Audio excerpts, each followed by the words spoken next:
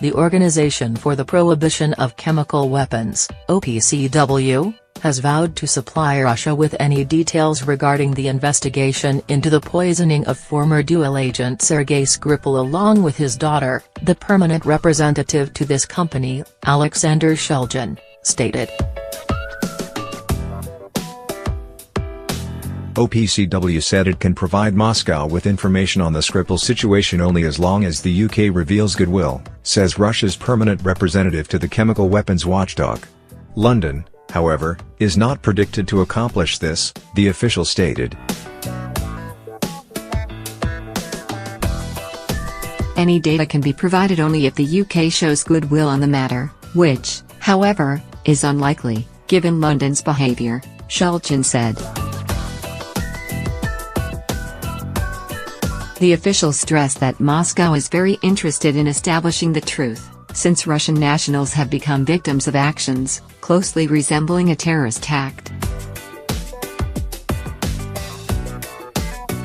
Russia, along with China and Iran, presented a draft proposal for tackling the Skripal case at the OPCW's extraordinary session on Wednesday.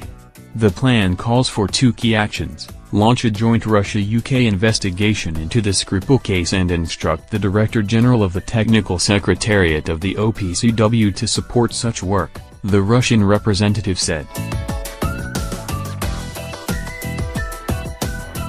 In response to our constructive, calm and emotionless proposition, we've received a flow of murky lies, based on a hard-boiled Russophobia, Shulgin said.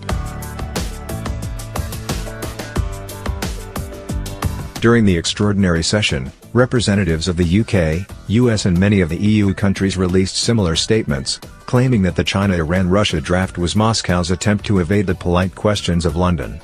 In fact, Russia has received nothing but a rude ultimatum, urging it to acknowledge guilt in the Skripal incident, Shulgin stressed, while British officials also alleged the existence of a concealed chemical weaponry stockpile in Russia as a given fact. The official also reminded the attendants that Russia destroyed all of its stockpile last year, ahead of schedule, under the vigilant supervision of the OPCW. Another rich and resourceful country, however, namely the US, is still dragging behind and has not destroyed its chemical arsenal, citing lack of funds, Shulgin said. The draft proposition sank during the OPCW session, at which Russia failed to secure a qualified majority. More than a half of the OPCW's Executive Council members voted either for it or abstained from voting.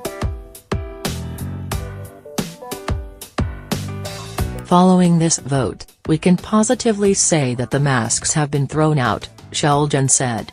The UK and the US, who pretend to be guarantors of international law, in reality blatantly violate it themselves. Our China-Iran-Russia draft document has been based solely on the principles of international law.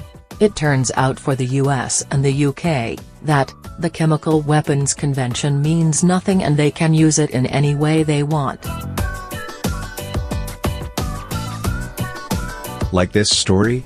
Share it with a friend.